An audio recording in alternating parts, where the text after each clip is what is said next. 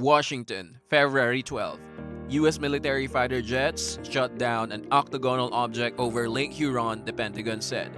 The latest incident since a suspected Chinese surveillance balloon put North American security forces on high alert. It was the fourth flying object to be shot down over North America by a U.S. missile in a little more than a week.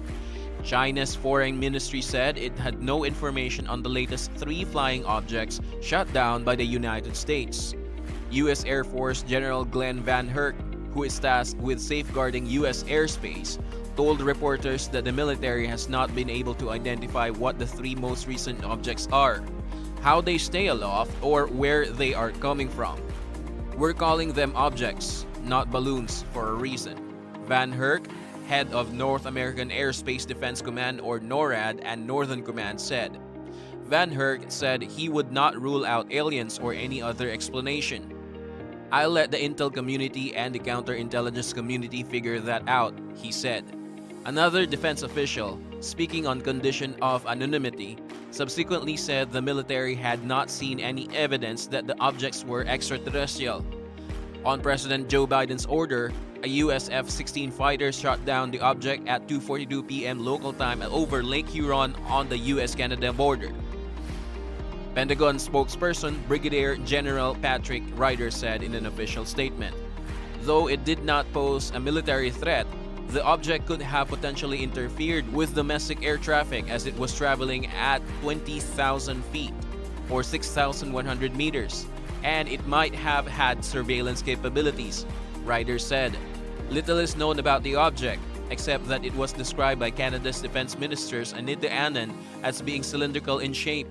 It was the third object to be shot down after the U.S. picked off and partly recovered a suspected Chinese spy balloon off the coast of South Carolina. On Tuesday, the White House said the Yukon object and the two down in Alaska and Michigan may be connected to benign commercial or research efforts. Search crews were quickly dispatched to the Yukon, an area where temperatures hover around -25 degrees Celsius, but Anand tempered expectations that they would find and recover the debris.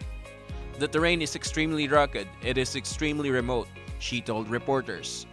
Among the hundreds of planes to have crashed in the region over the years, a handful have never been found, including a hulking military transport plane with 44 people on board.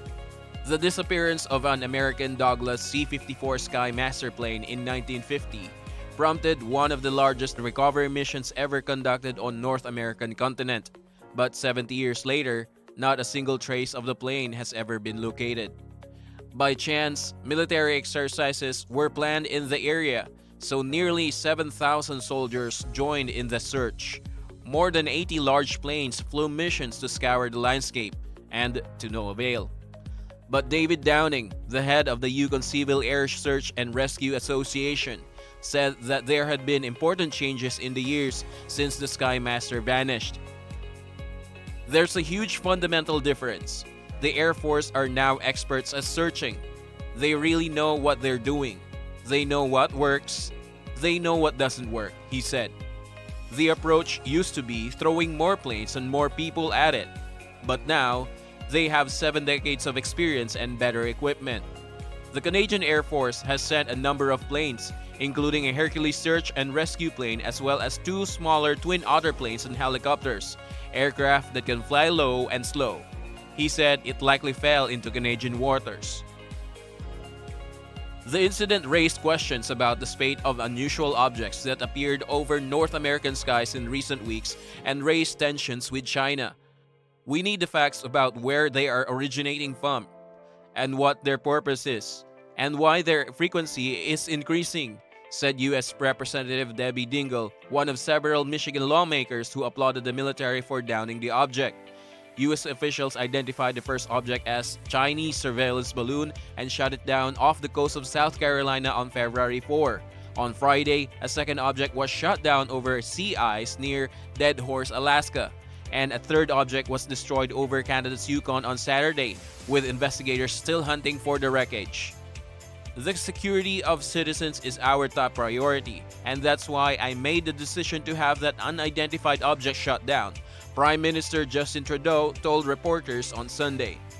North America has been on guard against aerial intrusions following the disappearance of white, eye-catching Chinese airship over American skies earlier this month.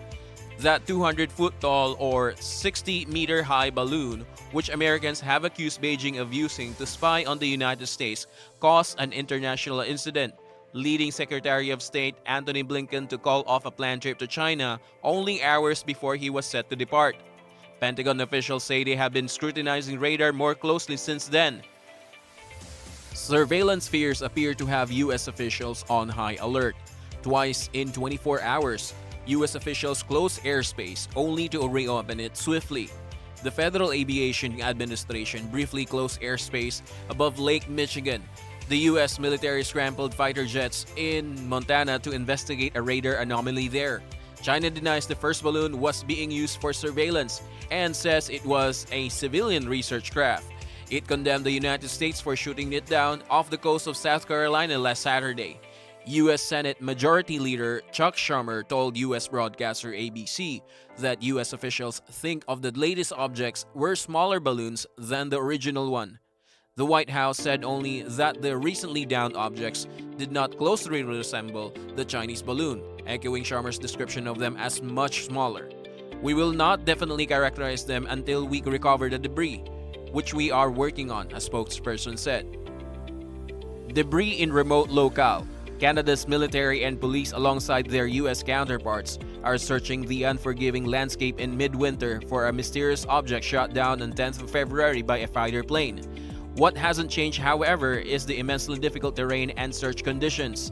Because the search area is so far north, crews have limited daylight time, which narrows the amount of searching that can be done. The low-lying sun also flattens the appearance of terrain, masking undulations in the landscape. The region is heavily forested too. There are no roads, heavy low-lying cloud cover, and snow qualls have already hampered initial search efforts. If they're looking for something that's wide, non-reflective, and deflated, with the wind and snow, it could be covered in a couple of hours, said Downing, adding that plane debris is often much easier to spot because the tail could be sticking up the snow. "I wouldn't underestimate the challenges they face, even if they fly right over to something. Even if it's right in front of them, the chances of missing it are really high." Downing pointed to a recent plane crash in British Columbia, where search teams exhaustively combed an area along the plane's known route for weeks, but turned up nothing. 8 months later, it was a helicopter pilot traveling along the same route who finally spotted the wreckage. The Canadian military says it is using wind models to help narrow down the search area, but officials say they are searching a swath of snow-covered land nearly 3,000 square kilometers in size. "We are exploring a very large area," Sean McGillis, the acting deputy commissioner of the Royal Canadian Mounted Police Federal Policing Program, told reporters. "It is unfortunately very rugged and mountainous terrain. The weather conditions are not great. There's a very high level of snowpack in the region, so our efforts are going to be difficult. It will be challenging. It will take us some time. That probably won't stop amateur hunters from heading out into the region to conduct their own searches," said Downing.